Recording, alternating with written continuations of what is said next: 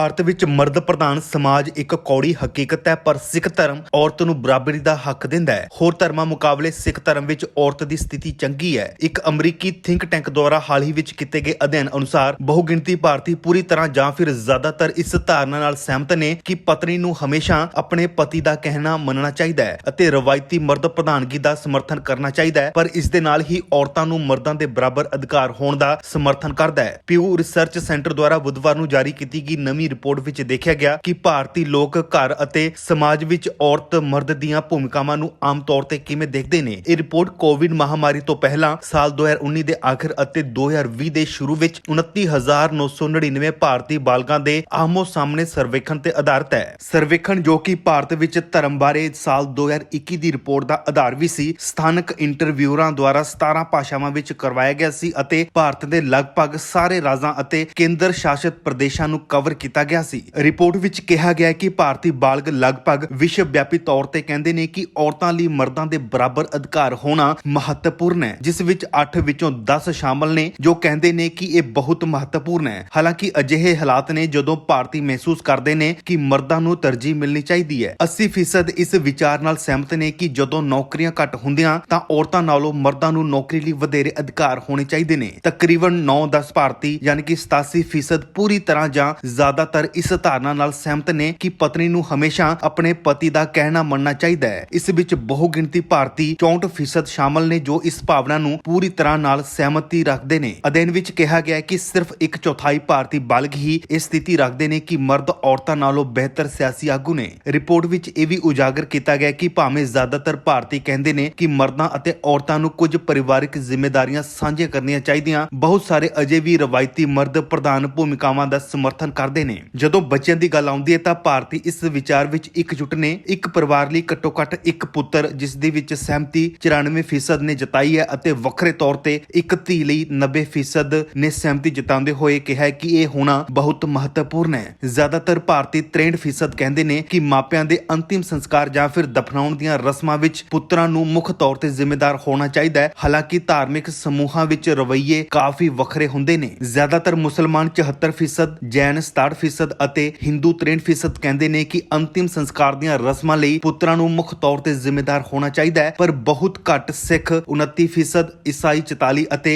ਬੋਧੀ 46% ਇਸ ਦੀ ਉਮੀਦ ਕਰਦੇ ਨੇ ਪੁੱਤਰਾਂ ਤੋਂ ਅਤੇ ਇਹ ਕਹਿਣ ਦੀ ਜ਼ਿਆਦਾ ਸੰਭਾਵਨਾ ਹੈ ਕਿ ਪੁੱਤਰ ਅਤੇ ਧੀਆਂ ਦੋਵਾਂ ਨੂੰ ਆਪਣੇ ਮਾਪਿਆਂ ਦੀਆਂ ਅੰਤਿਮ ਰਸਮਾਂ ਲਈ ਜ਼ਿੰਮੇਦਾਰ ਹੋਣਾ ਚਾਹੀਦਾ ਹੈ। ਮੁਸਲਮਾਨਾਂ ਵਿੱਚ ਪਰਿਵਾਰਾਂ 'ਚ ਰਵਾਇਤੀ ਲਿੰਗ ਭੂਮਿਕਾਵਾਂ ਦਾ ਸਮਰਥਨ ਕਰਨ ਦੀ ਹੋਰ ਭਾਰਤੀਆਂ ਨਾਲੋਂ ਜ਼ਿਆਦਾ ਸੰਭਾਵਨਾ ਹੈ, ਜਦੋਂ ਕਿ ਸਿੱਖ ਅਕਸਰ ਅਜਿਹੇ ਵਿਚਾਰ ਰੱਖਣ ਵਾਲੇ ਭਾਈਚਾਰੇ ਵਿੱਚ ਸਭ ਤੋਂ ਘੱਟ ਹੁੰਦੇ ਨੇ। ਸੋ ਸਰਵੇਖਣ ਵਿੱਚ ਮੋਟੇ ਤੌਰ ਤੇ ਉੱਭਰ ਕੇ ਆਇਆ ਹੈ ਕਿ ਭਾਰਤੀ ਸਮਾਜ ਵਿੱਚ ਸਿੱਖ ਧਰਮ ਵਿੱਚ ਔਰਤ ਦੀ ਸਥਿਤੀ ਬਿਹਤਰ ਹੈ। ਗੁਰੂ ਸਾਹਿਬਾਨ ਨੇ ਔਰਤ ਦੀ ਬਰਾਬਰੀ ਅਤੇ ਸਨਮਾਨ ਦਾ ਜੋ ਸੁਨੇਹਾ ਦਿੱਤਾ ਹੈ, ਉਸ ਵਿਚਾਰ ਨੂੰ ਧਾਰਨ ਕਰ ਸਿੱਖ ਧਰਮ ਵਿੱਚ ਔਰਤ ਦੀ ਸਥਿਤੀ ਚੰਗੀ ਹੈ, ਜਦੋਂ ਕਿ ਮੁਸਲਿਮ ਧਰਮ ਰਵਾਇਤੀ ਮਰਦ ਪ੍ਰਧਾਨ ਸਮਾਜ ਦੀ ਸੋਚ ਨੂੰ ਵੱਧ ਪ੍ਰਮਾਣਿਆ ਹੋਇਆ ਹੈ।